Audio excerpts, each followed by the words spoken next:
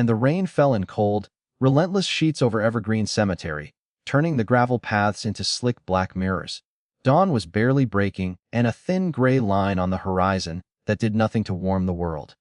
Alexander Hale knelt alone before a small granite headstone, his expensive wool coat soaked through, and his white, knuckled hands gripping the edge of the stone, as if it were the only thing keeping him from falling apart completely. He came here every single morning, and same time, same spot, same whispered apologies. I should have been there, baby girl, and I should have held you one more time. 6 months had passed since the hospital called, and since the closed casket funeral he barely remembered through the fog of grief and painkillers, since his second wife Victoria had held him while he sobbed like a child, and 6 months of waking up in an empty mansion, staring at untouched toys, and wondering why God had taken his only child, and the little girl he had fought so hard to bring into his life. Alexander was 48, white, sharp-featured, the kind of man who commanded boardrooms with a single look, and he had built Hale Dynamics from nothing into a tech empire worth billions. But money meant less than dust now.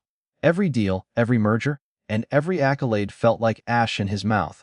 He had failed the one person who mattered most. He didn't hear the footsteps at first. The rain masked them, and only when a shadow fell across the headstone did he look up. A man stood there, 40-ish, broad-shouldered but thin from years of hard labor, and he wore a faded Navy janitor's uniform, the Hale Tower logo still stitched crookedly over the chest pocket. Rain dripped from the brim of his cap, and his hands were shoved deep in his pockets, but his eyes, steady, unflinching, locked onto Alexander's. "Mr. Hale," the man said quietly, and his voice carried over the rain without shouting. Alexander wiped water from his face. "This is private." "I know." The janitor didn't move, but I can't leave without saying it. Alexander's jaw tightened. Strangers had approached him before, reporters, opportunists, people wanting money or attention, and he was used to security removing them. But something in this man's posture stopped him from calling out. The janitor took one step closer. "Your daughter isn't dead," and the words landed like a fist to the chest. Alexander's breath caught. For a second the cemetery tilted. "What did you just say?" His voice was low, dangerous, and "I said Leela isn't dead." The man's gaze never wavered. "She's alive. Your white wife hid her. She faked the whole thing because of her dark skin." Alexander rose slowly, and water streaming off his coat. Rage and disbelief collided in his eyes. "You think this is funny? You think you can come to my daughter's grave and I'm not here to hurt you," the janitor interrupted, calm but firm. "My name is Jamal Washington. I clean your building. Night shift, 7 years. And I've seen you on the cover of magazines, seen your picture in the lobby. I know what you look like when you're breaking. I've watched it happen from the shadows." And Alexander stared at him, chest heaving. "Get to the point." Jamal pulled a cracked smartphone from his pocket. Rain beaded on the screen, and "Last night I was mopping the executive floor. Boardroom door was Victoria, and her brother Victor were inside. They didn't see me. They never do, and people like me are furniture to people like them." He tapped the screen. A recording began to play, tinny through the rain. Victoria's voice, clear and amused, and "He still thinks the child just stopped breathing." Closed casket was brilliant. No one asks questions when it's a tragedy. Victor's laugh followed. "And the real girl, and safe in Vermont. Once the trust flips, it's all yours. No more board members whispering about the Hale name carrying dark skin now." Alexander's face went white, and he snatched the phone, played it again, then a third time. Each word carved deeper. Jamal spoke softly, and "They said you signed everything while you were sedated after the crash. Told you it was a weak heart like her mother's side. But Lila's alive, Mr. Hale, and they hid her because she doesn't look like the rest of your family. Because she's got her real mother's skin. And that was too much for your wife to accept." And Alexander's knees buckled. He caught himself on the headstone, and the world narrowed to the phone in his hand and the voice of the woman he had trusted, repeating the same cruel logic over and over. "And why are you telling me this?" he rasped. "You could lose your job, your life, everything." Jamal looked down at the grave for a moment, then back up, "And because I have a daughter too. Zara, 17. Black like me. Smart. If someone took her from me, hid her, lied about her dying, and just because of how she looks, I'd want someone with power to know the truth. And you fought for Leela once. You brought her home when no one else would. And you're not like them. Alexander stared at the headstone. It no longer felt like a grave. It felt like a lie carved in stone. And, where is she? His voice cracked on the question. Vermont, cabin near the lake. I tracked Victor's car one night after hearing more. I saved the GPS location. And Alexander looked at Jamal, really looked at him. For the first time. Not as a janitor. Not as a stranger. As the man who had just handed him back his daughter. And he stepped forward and gripped Jamal's shoulder. Hard. Rain mixed with the tears he no longer tried to hide.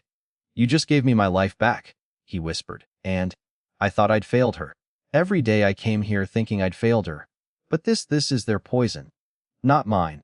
He turned toward the cemetery gates, and phone still clutched in his fist. Come with me, he said. We're gonna get my girl. Jamal nodded once. The two men, one white billionaire shattered by grief, and one black janitor risking everything, walked side by side through the rain. Behind them, the headstone stood silent under the gray sky, but it was no longer a monument to death. It was the beginning of the end of a lie. The penthouse lights of Hale Tower dimmed after hours, and, leaving only the soft blue glow of server racks and the occasional flicker from a forgotten monitor. And it was just past midnight when Victoria Hale stepped into the executive boardroom, her heels clicking sharply against the marble floor. She was 39, white, and impeccably dressed in a cream silk blouse and tailored trousers, every inch the picture of old money elegance. Her brother Victor followed close behind and loosening his tie as he shut the heavy oak door behind them. He was 2 years older, equally white, equally privileged, and in far more comfortable wearing his arrogance openly. They didn't bother lowering their voices. In their world, people like the night shift cleaners were ghosts, unseen and unheard, disposable. Victoria poured 2 glasses of scotch from the crystal decanter on the sideboard. He still goes to that ridiculous grave every morning, she said, and handing one to Victor. Her lips curved in a thin, satisfied smile. Rain, shine, doesn't matter. Alexander Hale, the great white savior of tech, reduced to kneeling in mud and whispering to an empty box. Victor took a sip, leaning against the long glass conference table. Closed casket was your best idea yet. No photos. No last glimpse. And just tragedy and sympathy. The board sent flowers for weeks. Investors called it reminder of what really matters. Victoria laughed softly, the sound cold and melodic. And Leela, safe. Tucked away in that little cabin up in Vermont. The caretaker thinks she's Victor's illegitimate niece from some distant cousin. No school enrollment and no doctor visits under her real name. She's been told Daddy's still in the hospital, recovering slowly. She asks about him every day, apparently. Sweet, isn't it? And Victor swirled his drink. How long until the trust kicks in? 28 days. Victoria's eyes gleamed. The prenup is ironclad. If the sole heir is deceased, and control defaults to the surviving spouse. Alexander signed the amendment while he was still half sedated after the crash, poor man, and so grief-stricken he didn't read a thing. By next month I'll have majority voting shares in Hale Dynamics. The board won't dare challenge me. And not when the alternative is instability. Victor raised an eyebrow. And the whispers. The ones that started the moment he brought her home. And Victoria's smile faded into something harder. Exactly why this was necessary.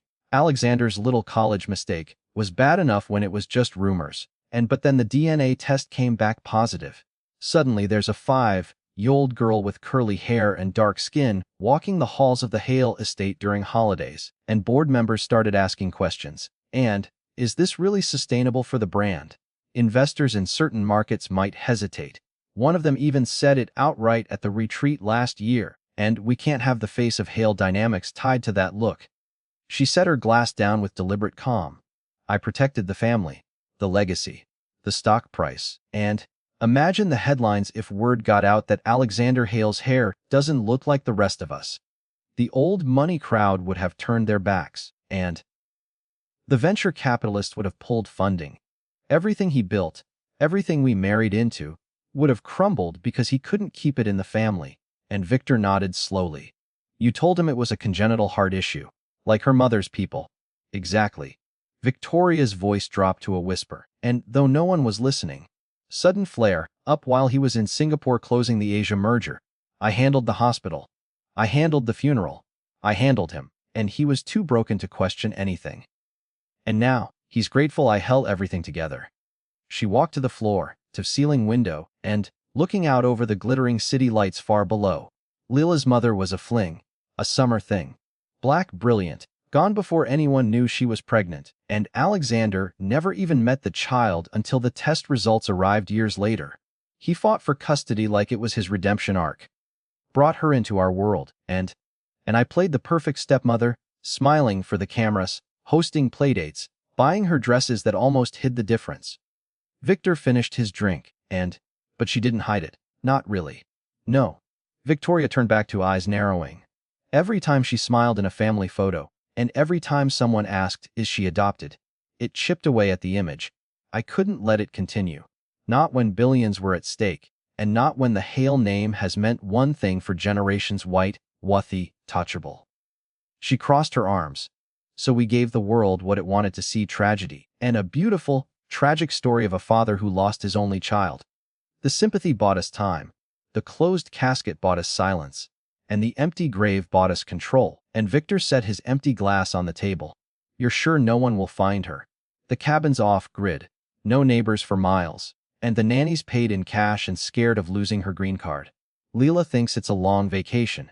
By the time Alexander realizes anything, if he ever does, and we'll have liquidated the primary assets, he'll be too shattered to fight.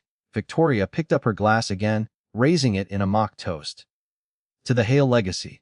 Pure and preserved, and soon mine.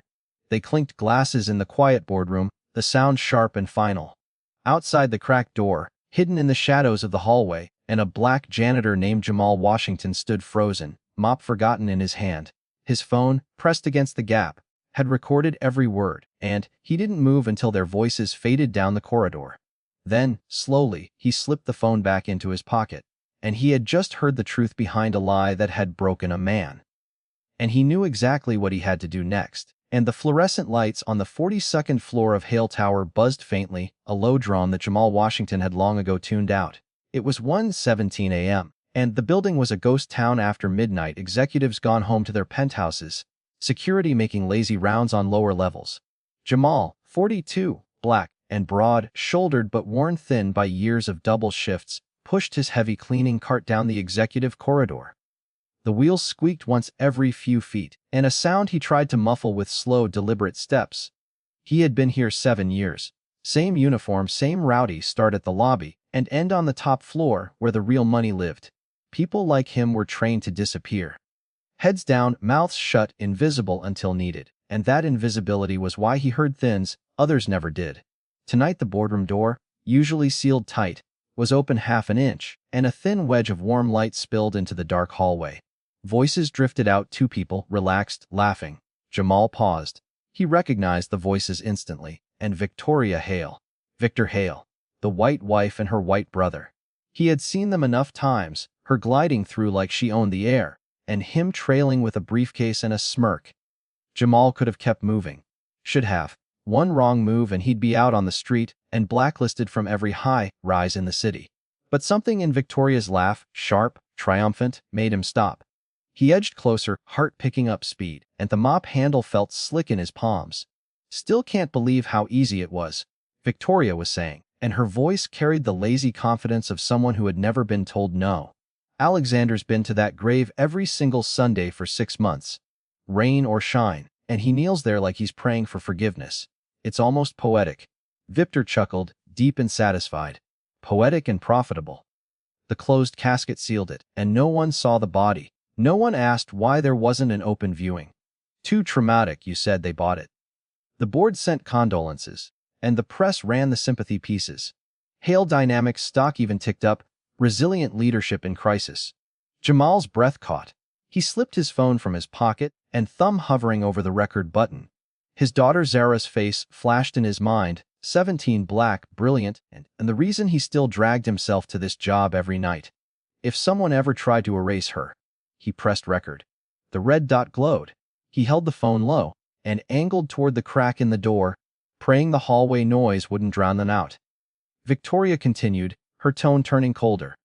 "I told him it was sudden, and a flare up of that congenital thing her black mother's family supposedly carried.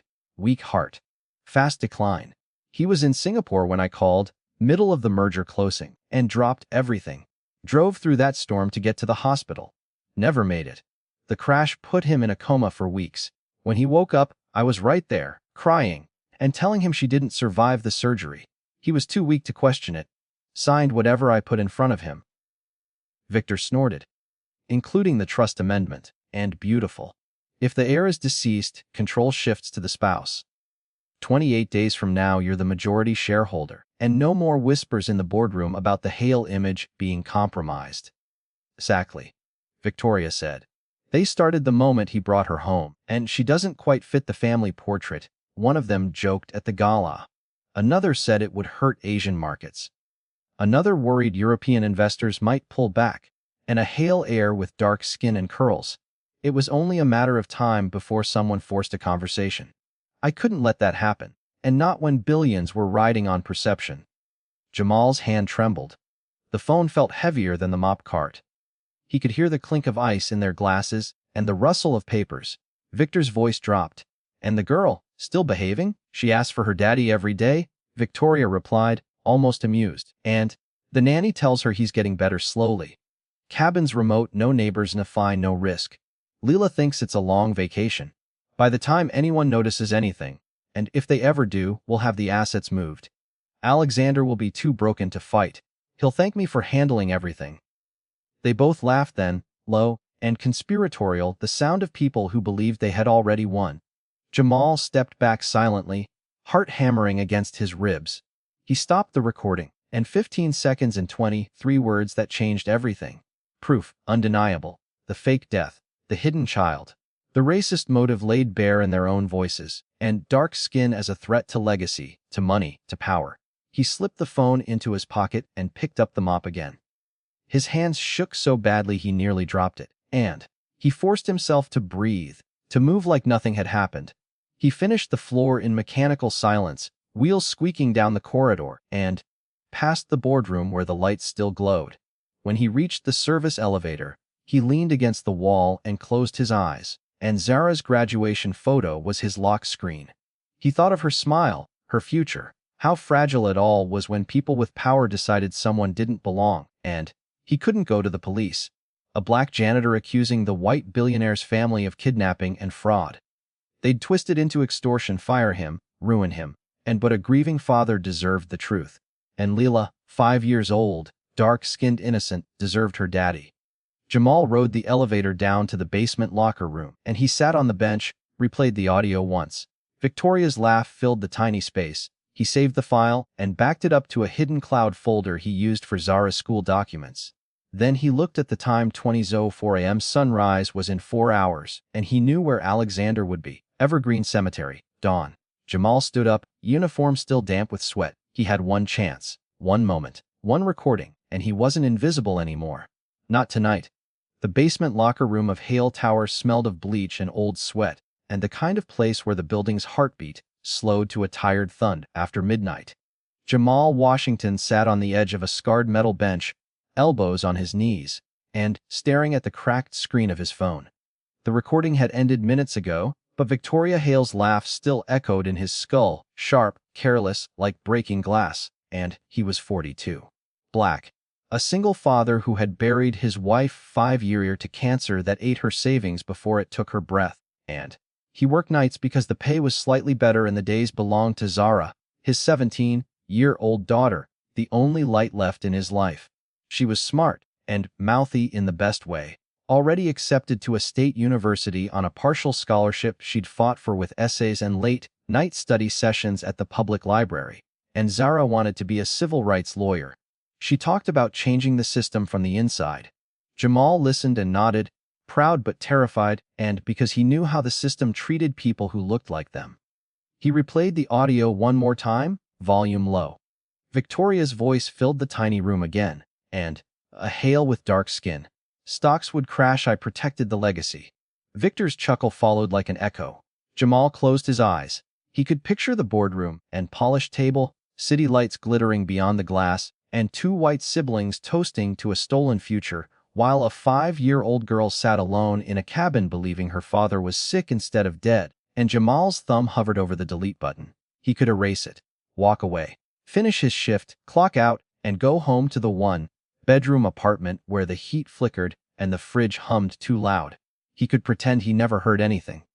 No one would know, and no one ever noticed when he overheard things, executives arguing mergers, affairs, layoffs. He was furniture, safe that way. But then he thought of Zara, and she was asleep right now, probably curled under the quilt his late wife had sewn, textbooks scattered on the floor. Tomorrow she had a mock trial at school, and she'd texted him earlier, "Dad, I'm prosecuting the bad guys tomorrow, wish me luck." He'd replied with a heart emoji and, "You got this, baby girl." Simple words, and they carried everything. If someone took Zara, hit her, faked her death, erased her from the world, and just because her skin was the wrong shade for their picture, perfect life, what would he do? He'd scream. He'd fight. He'd beg anyone with power to listen. But who would believe a poor black father against money and connections? No one. Unless someone with real power stepped in. Someone like Alexander Hale. Jamal stood up, and his knees ached from hours on his feet, but the pain felt distant now.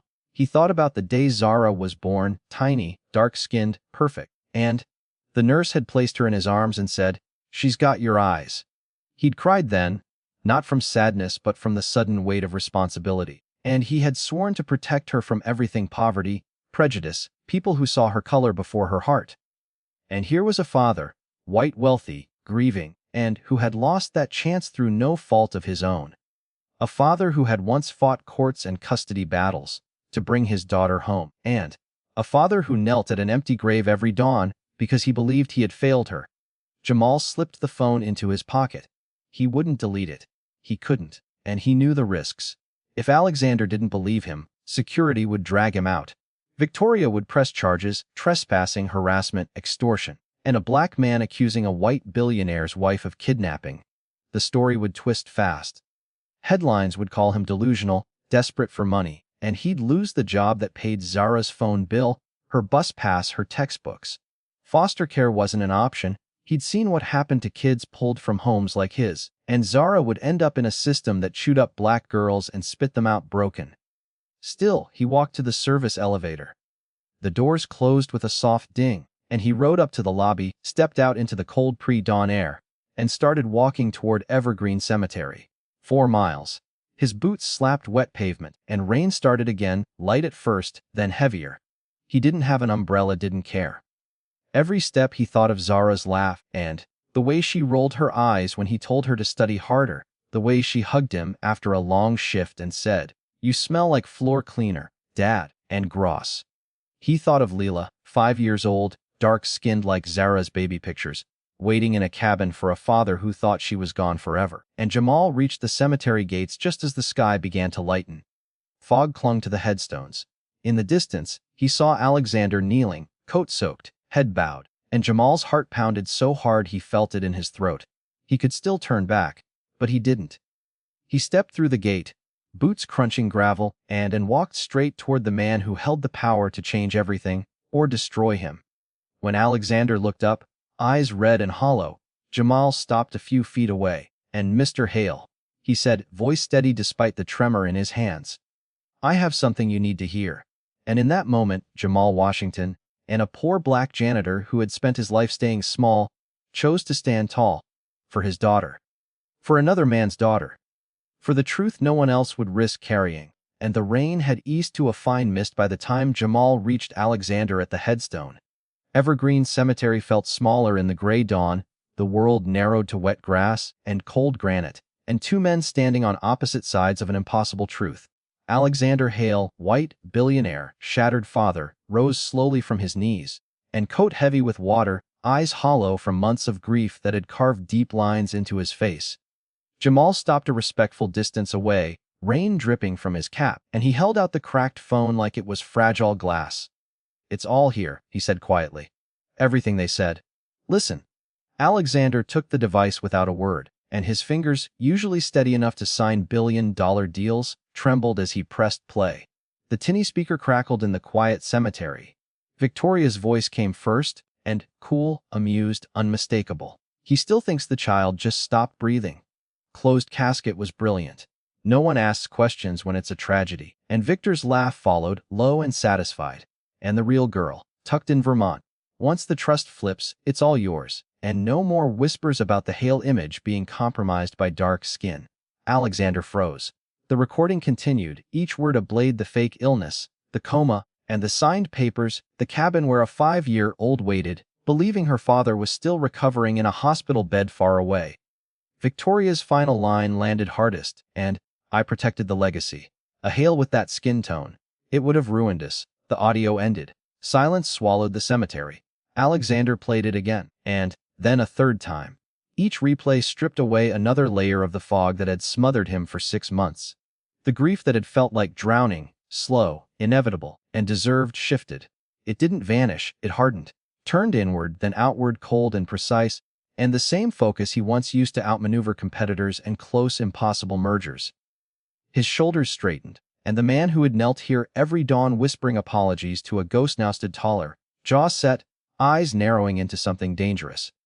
"She's alive," he whispered, and the words tasted like ash and oxygen at once. Jamal nodded. "Vermont. Cabin near Lake Champlain. I tracked Victor's car one night after hearing them talk more, and GPS ping still saved. Remote spot, no neighbors, no easy way in or out, but she's there." Alexander stared at the headstone. The inscription, "Lila Hale, and beloved daughter, gone too soon," now looked like mockery carved by liars. Not a grave, a prop, an empty box they had buried to buy time and silence. And he looked back at Jamal.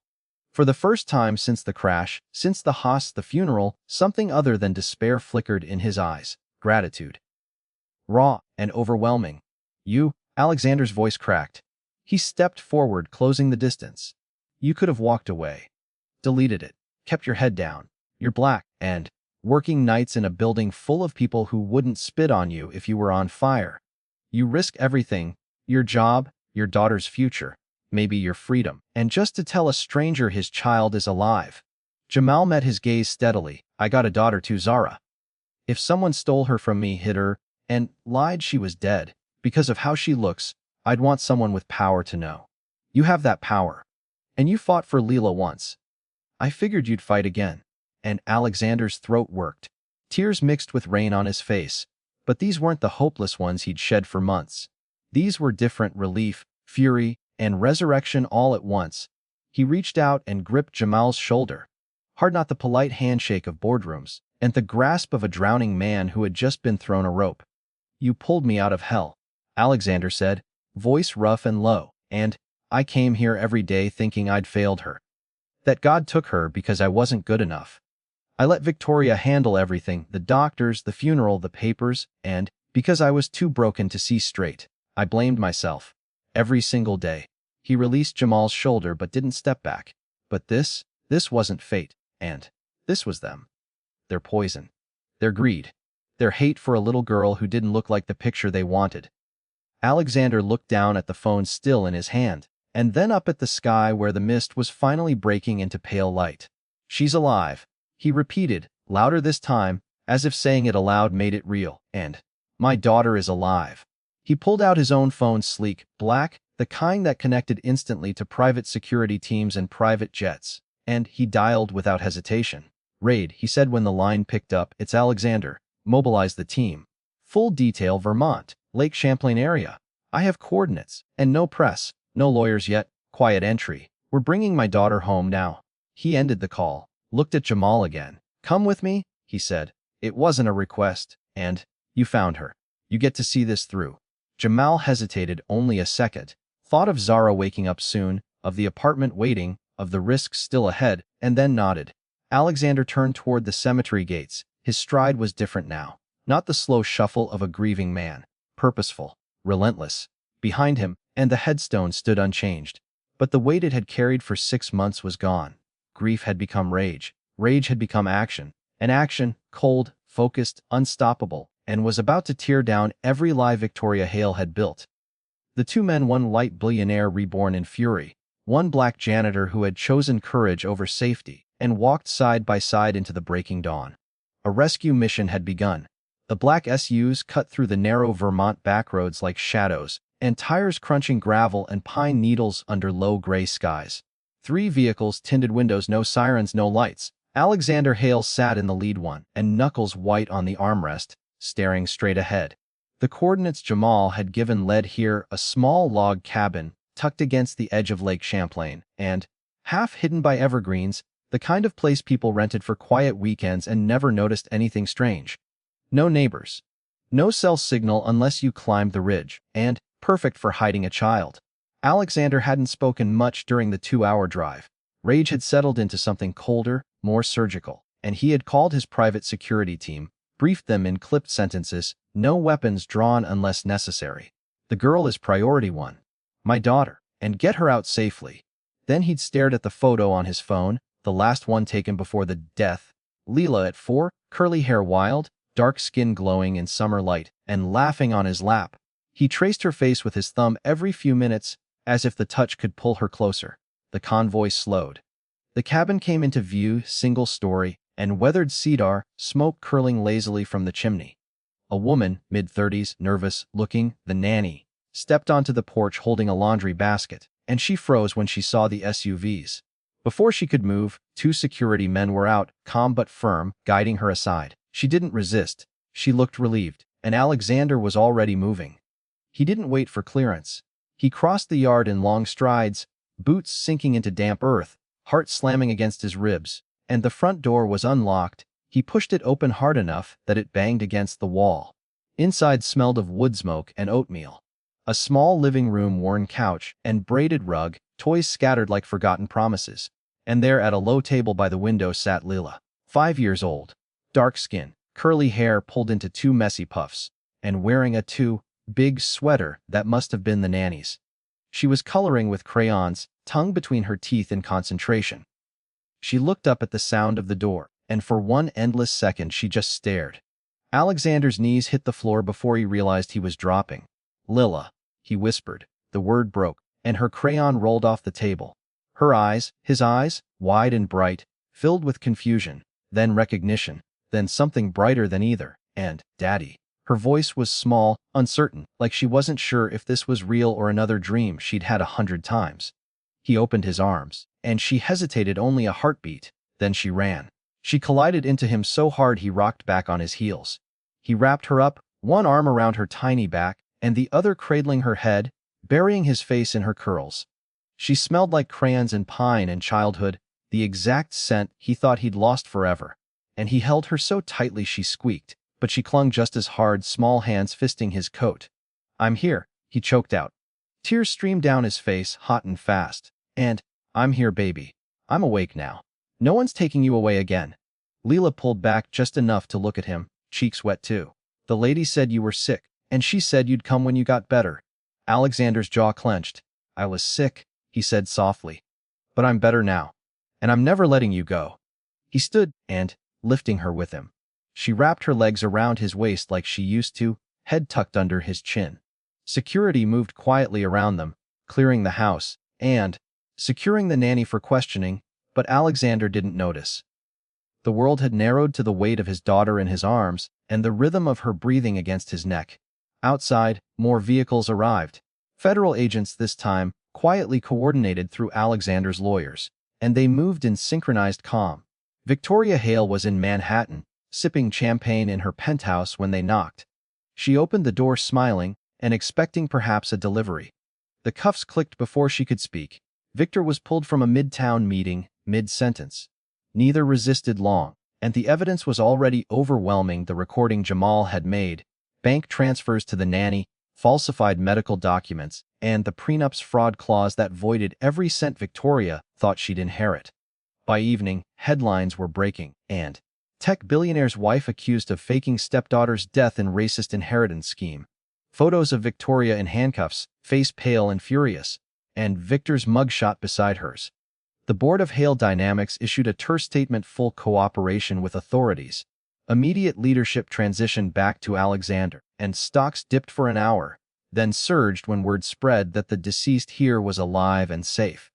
Alexander didn't watch the news. He sat on the cabin's porch steps, and Leela asleep against his chest, wrapped in his coat.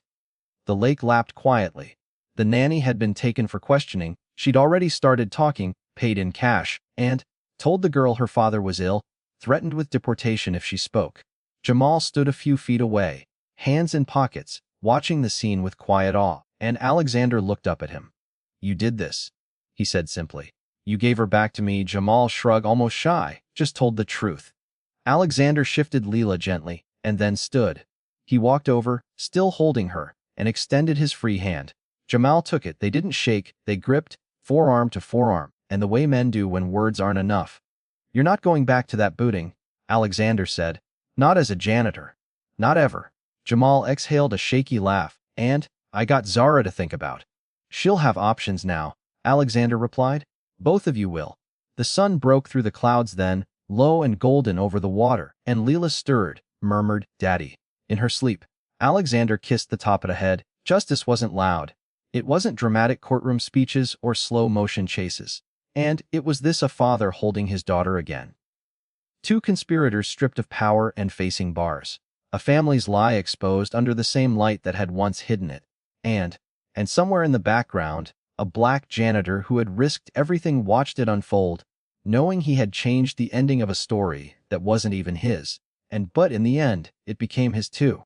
The Hale estate had always been beautiful sprawling lawns, stone fountains, ivy climbing the brick facade, but for 6 months it had felt like a mausoleum. Echoes bounced off marble floors where no one laughed. Windows stayed curtained against the sun, and Alexander Hale moved through it like a ghost, avoiding rooms that still held Leela's toys, her drawings taped to the fridge.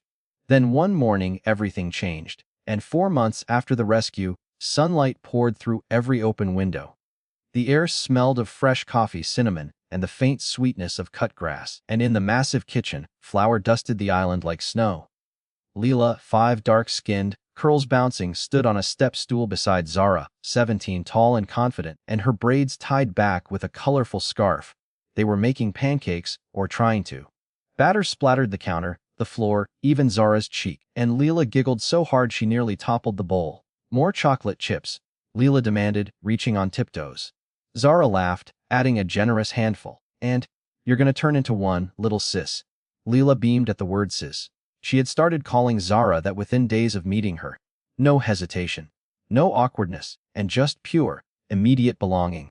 Zara had hesitated at first, unsure how to step into this new world, but Leela's small hand in hers had erased every doubt, and they were inseparable now, building forts in the garden, reading under the big oak tree, whispering secrets at bedtime.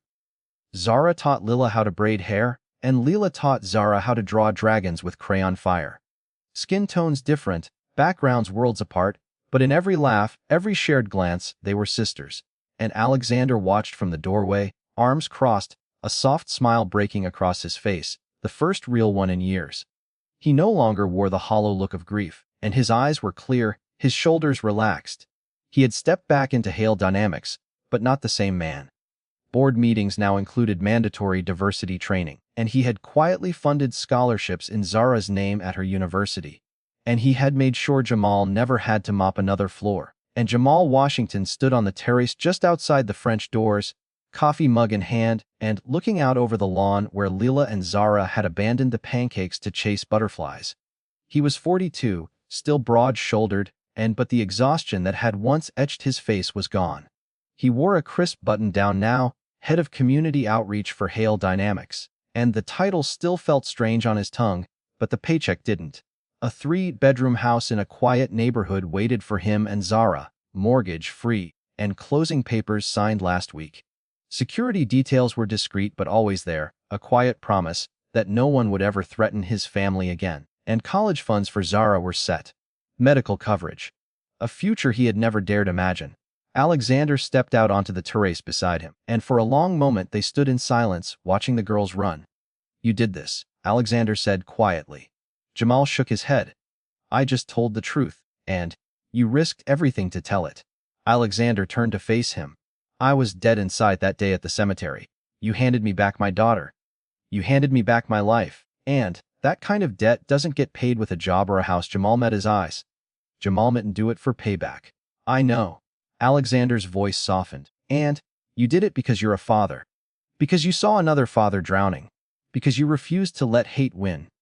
Jamal looked back at Zara, who had scooped Leela onto her shoulders, the two of them spinning in circles until they collapsed in the grass, breathless with laughter. And she calls you Uncle Jamal now? Alexander said. Lila does, every night at bedtime. Uncle Jamal said we can go to the zoo tomorrow. Jamal's throat tightened, and he swallowed hard. Zara calls you Mr. Hale, still formal, but she talks about you like family. Said you helped her with her college essay last week. Alexander chuckled. And she wrote about courage, about a man who cleaned floors at night so his daughter could dream during the day. She didn't name you, but I knew. They fell quiet again, and the sun climbed higher. Birds called from the trees. Inside the house, the scent of slightly burned pancakes drifted out. Alexander placed a hand on Jamal's shoulder, and the same grip he'd used that dawn in the cemetery, but gentler now. You're not just under my protection, he said. You're family. You and Zara. And this house has too many empty rooms. Too much silence.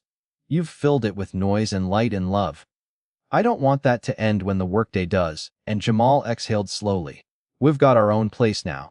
But yeah, we'll be here a lot. Alexander smiled. Good, because Leela needs her big sister, and I need my brother, and the word hung between them, simple, honest, earned. Jamal nodded, eyes shining. Family. Later that evening after dinner, pancakes for dessert, of course, and they all sat on the wide porch. Leela curled in Alexander's lap, Zara beside Jamal, her head on his shoulder. Fireflies blinked in the dusk.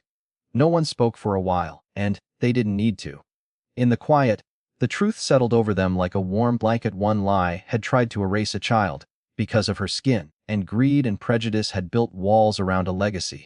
But truth, carried by a black janitor's courage, had torn those walls down, and what rose in their place wasn't money or status or perfect bloodlines. It was this: two girls giggling in the grass, one dark-skinned, one black, seeing only friendship, and a grieving father healed by gratitude. A hardworking man lifted not by charity, but by recognition of his worth. A family forged not by birth or wealth, but by choosing love over hate, courage over silence. Skin color had never decided their worth. Truth and courage had, and in the soft glow of fireflies, and that truth felt unbreakable.